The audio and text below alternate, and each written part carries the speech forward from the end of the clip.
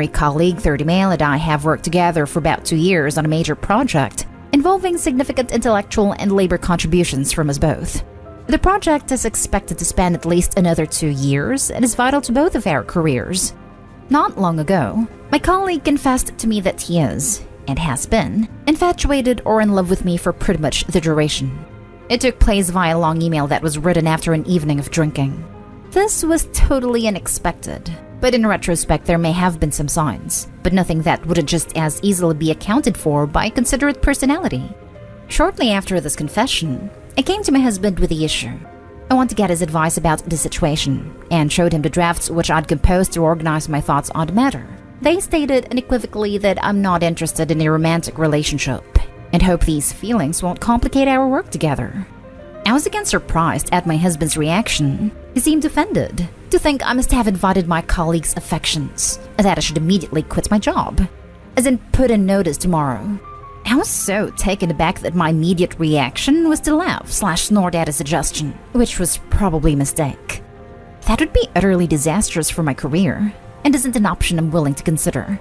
I greatly prefer the entire scenario had never happened, as a difficult and lengthy project hangs in the balance. But I have no real concern at this point about my colleague forcing the issue or letting it compromise our work. It seemed like an intoxicated getting my feelings off my chest. I'll need to put a lot of thought and caution into how I proceed with the work dynamic. But abandoning our project isn't even on the table. About a week has passed and my husband has been alternating between irate and a silent treatment, and suggested several times that I should move out of the house to be with my new spouse. Today I swung by the house on my lunch break and found the locks changed and my luggage on the patio, and I have been blocked on his work number and cell. Obviously, he cannot possibly intend for me to really move out, and is just pulling what I absolutely believe to be an a-holish power sulk. But seeing how seriously he's taking this has my doubts up. Maybe I was ultimately too uncompromising when I refused to even entertain quitting my job for the sake of conversation and his feelings, and to shut the idea down so abruptly. Am I the a-hole? Now for the top comments before reading the little updates. Not the a-hole. Your husband, on the other hand, he is totally the a-hole. He seemed offended to think I must have invited my colleague's affections and that I should immediately quit my job. Because obviously the only reason someone could possibly have a crush on you is because you have instigated it. Who is on the house? Can't just chuck your stuff out. That's a great conversation to have with a lawyer. House is actually in my name, inherited from my dad before I married. The luggage I packed contained only some random things, a couple of suits, miscellaneous items from my nightstand. This makes me believe he's just chucking an outsized tantrum instead of expecting me to actually vacate. But you've brought up some good points. I know it's hard to face, but I suspect he actually does, if he's gone to the lengths of changing the locks and packing up all your stuff. But if this is how he acts over you refusing to ruin your life over something so minor though, you're probably better off without him. If you do talk to him again, which you absolutely shouldn't unless it's with police present or through a lawyer, do not leave your job for him, no matter what he says. Almost every abusive relationship starts with the man convincing the woman to leave her job. My horrible ex tried it, and thank God I didn't because it was my lifeline, and this behavior has mistreatment written all over it. Find a place to stay that he can't possibly know about and get a lawyer. Change any passwords he would know, especially anything tied to money or credit. Check with a lawyer before doing this with joint accounts though. Keep a charged cell phone on you at all times. Make sure a trustworthy person knows where you are, and consider getting some kind of self-defense tool. He may go insane when he realizes you're actually leaving and not begging for him back. Not the a-hole, obviously. He's actually in for a rude awakening if he tries to kick her out. His name is not on the house. It's her house she inherited. He has no stake to it and legally can't evict her. She can evict him though. He's throwing a tantrum because a coworker has a crush that clearly is not returned at all. And a good husband would never ever demand his partner to risk their entire career over this. I'm sure Opie knows how to handle her workplace stuff, so he needs to cool it. Though Opie, I agree with this. You need a lawyer, and to take some self-defense classes. Not just because you're a tantruming husband, it's a good idea to have the courses anyways. Just in case the crush goes sideways, etc. Please be careful. Also, OP, not the a-hole. Your husband needs help desperately though. He is showing signs of abusive behavior. And now for the updates.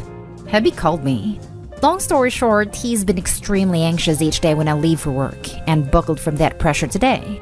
I'm welcome back home once I've quit my job, which is obviously still unacceptable. I am considering taking a week of accrued paid leave, which will hopefully result in an adult conversation with husband, as well as coming to a decision about how to best handle colleague. That failing, I'm hearing the word lawyer loud and clear throughout these comments. I'm grateful for all of the support and perspective. Update 2. I ended up calling my sister third date female, something I avoided initially because I didn't want to stir the pot by involving family members who are already disliked by husband. I'm currently with her and cousin, 35 male, who are both supportive. Our plan is to call a locksmith tomorrow to regain access to the property. Husband can ruminate with friends or at a hotel for the present, and for cousin to collect some important things of mine from the house, and for me to stay with my sister for a few days while I take a hard look at my situation and options. I'm not set on divorce at this point, but I definitely need to reassert some very basic boundaries before exploring further discussions with my husband. Thank you, strangers on Reddit, for helping me emerge from the emotional haze with some clarity. Next story is titled, Am I the a-hole for making my husband miss seeing his mom for the first time in over a year on her birthday? Last night was my 21 mother-in-law's birthday. She is 65 and healthy, but my husband, 23, hasn't seen her since the beginning of the pandemic. This is important to know. I'm 34 weeks pregnant and also healthy. But last night, I was feeling particularly emotional and physically in pain from working. I'm working from home until my due date, but my boss made me go in to make copies, and that turned into a half-day event. By the time I got home, I was exhausted and in need of a massage. My husband was on his way out of his mom's dinner, and he was expecting me to meet him there. He was disappointed when I told him I wasn't going to go, but he understood. However, when I asked him to stay back for half an hour to give me a massage, he got upset that I'd make him late, and in turn piss off his mom on the day seeing her again for the first time since pre-pandemic. So I suggested I get a massage from our mutual friend, my best friend's boyfriend, who is a massage therapist in training. But there's a tiny bit of history between us, so my husband didn't like that either. So to quicken the recount, we argued. He ended up being late. And after his mom called and he blamed me for his being late, which resulted in me getting lectured by his mom, I told him to stay home and take care of me, or he'd have to start paying his own phone bill. I pay his. He did it, but then slept on the couch that night. Didn't speak to me at all today. And tonight when I returned from making more copies at the office, he'd claimed the bedroom, leaving my stuff for sleeping on the couch. About an hour before writing this, my sister-in-law, 30s, called and yelled at me for not letting my husband go to the dinner. He'll be able to see his family, including his mom, whenever now that she's vaccinated, but he missed out on the family reunion experience of the dinner. But I literally just needed some TLC. So, am I the a-hole? Now for the comments before the little update. You're the a-hole. There's a time and a place for needy behavior. That time ain't it. Why couldn't the massage wait till later? You also blackmailed him into staying home, not to mention the weird threat to invite an ex over. You're the a-hole. No one's mentioning the whole guy who she has a tiny bit of history with thing, which is such a weird manipulative card play. You're the a-hole. Time to grow up before your baby comes. You're acting manipulative, immature, and honestly are toxic as hell. Seriously. You said you'd get a massage from a guy you have history with? What? You made your husband stay home to take care of you and threatened to not do something for him if he didn't? You are legit toxic, and I wouldn't be surprised if he does leave you behind after that psycho bullcrap. I'm fairly certain that this is the first Reddit post that has actually gotten under my skin.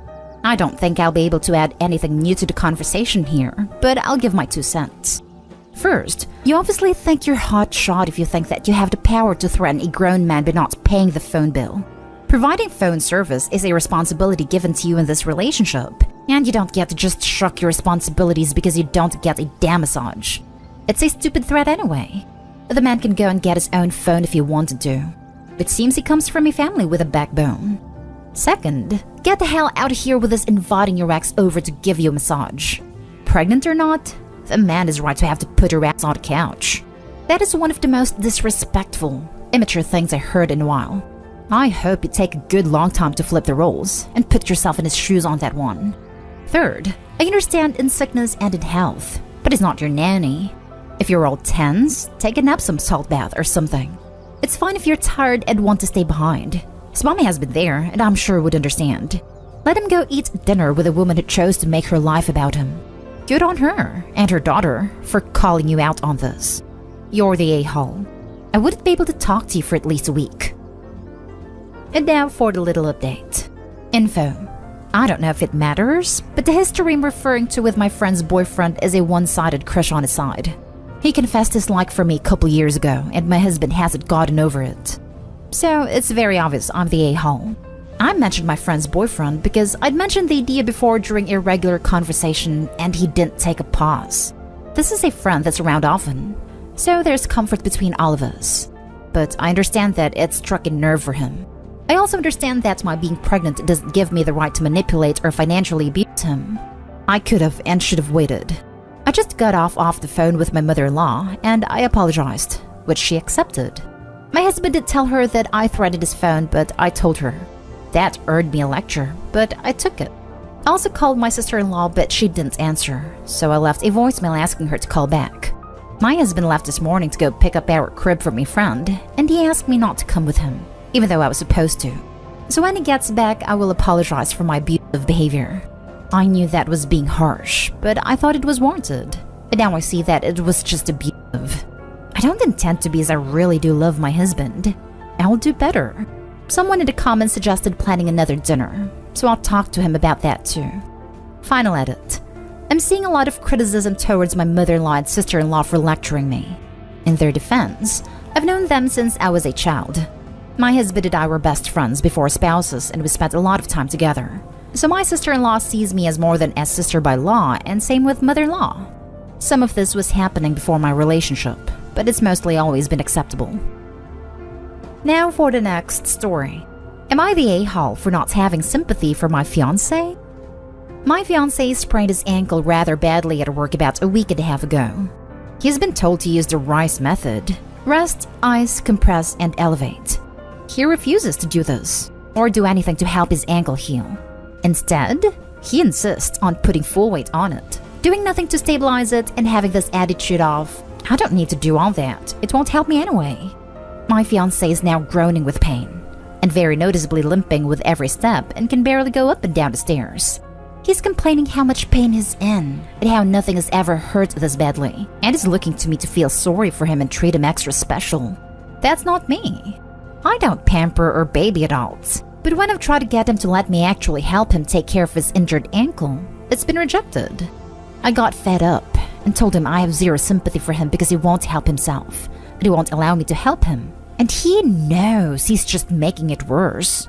So stop looking to me for special treatment because it's not happening. Am I the a-hole?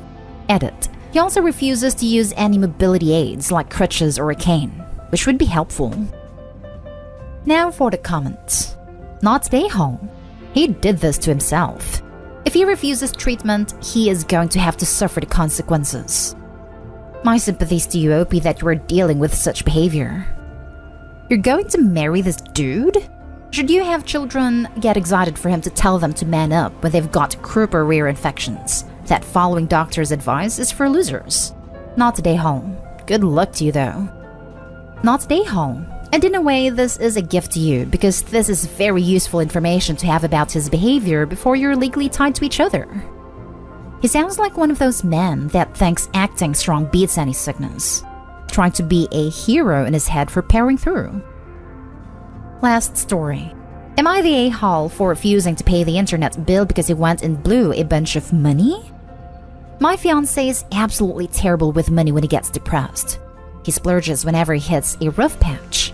He has never put us in the hole, but he still buys stupid stuffs and almost never gets used, or used once and tossed to the side. He also has a habit of buying drinks and snacks every time he goes to the store, even if he had just eaten. We have easily over $200 in gas station purchases a month. If he's not spending money, he's not happy, basically. We both work full-time at a really good paying jobs. However, we have been saving for nearly a year and a half for a 20% down payment on a home loan. Despite us both putting money towards the savings in every paycheck, we don't have much. Maybe $2,500. Why? because he is on a depressive spell. It has been for like 4 months. Therefore, he's only been putting like maybe $10 out of his paycheck into the savings to my $100 to $150. I don't use the internet. I don't watch TV. I don't play games. I don't use it for literally anything. Despite this, usually I'm the one who pays the bill. We split bills. It runs $90 a month for basic. 3 days ago, I come home to find a brand new toolbox and a bunch of tools. This man is not handy. I have never seen him even touch a hammer. This toolbox and tools run about $350. I was pissed. Didn't pay the internet, now it's turned off. When he asked why the internet was shut off, I made it quite clear that if he wasn't buying stupid stuffs that he will never use, then the internet would be on because we would have the money. I wasn't about to leave myself with $40 for the next week just to pay the bill because he decided to splurge. He tried arguing that those things are stuff that we should have in case of emergencies. I won't budge, and he doesn't have the money to pay the bill either. So now I can't play his video games to decompress. Am I the a-hole? Edited to add. He refuses therapy. He gets depressed easily once a year for months at a time. Not the a-hole, obviously. You have a much bigger problem than an unpaid internet bill. You don't say when your wedding is, but I promise you these problems will get worse after marriage. You say you split the bills, yet it seems you are picking up a huge amount of financial slack. He has serious emotional problems that he refuses to get help for. You aren't taking care of this man financially and emotionally. Please don't marry him before these issues are resolved. It is the refusal to seek treatment for the depressive episodes that is truly alarming. They are only going to get worse with age. Treatment should be a precondition for the relationship continuing. Not the a-hole. Don't marry someone who you don't trust to share financial responsibility with. I'm curious. How did he save up the money to buy you a ring to propose with? He wasn't depressed at that point in his life. That was 2 years ago before we started saving for a home loan. It's a very simple ring. I think it only cost like $300.